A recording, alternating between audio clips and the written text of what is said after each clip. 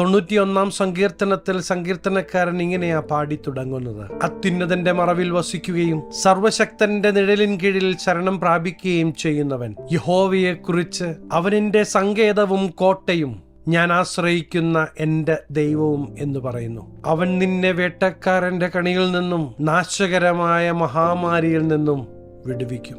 സങ്കേതവും കോട്ടയുമായി നാഥൻ കൂടെയുണ്ടെങ്കിൽ ജീവിതയാത്രയിൽ നിനക്ക് ഭാരപ്പെടേണ്ടി വരികയില്ല. നിനക്കെതിരെ ഏതൊക്കെ ശക്തി എഴുന്നേറ്റാലും നിന്നെ തൊടാൻ പറ്റുകയില്ല. കാരണം ദൈവിക പ്രൊട്ടക്ഷനാ നമ്മോട് കൂടെയുള്ളത് എന്ന് നാം മനസ്സിലാക്കേണ്ടത് ആവശ്യമാണ്. നമ്മുടെ ജീവിതത്തിൽ ശത്രുവായവൻ കൊണ്ടുവന്നിടുവാൻ നോക്കുന്ന സകല തന്ത്രങ്ങളുടെ മേലും യേശുവിന്റെ നാമത്തിൽ വിടുതലുണ്ട് എന്ന് ഞാൻ നിങ്ങളെ ഓർമ്മിപ്പിക്കുവാൻ ആഗ്രഹിക്കുകയാണ്. ഇല്ല, തീർന്നു പോയിട്ടില്ല. ശത്രുവിന് തൊടാൻ പറ്റാത്ത രീതിയിൽ ദൈവിക കരുതൽ ഈ ദിവസങ്ങളിൽ നിങ്ങൾ അനുഭവിക്കുവാൻ പോകുകയാണ്.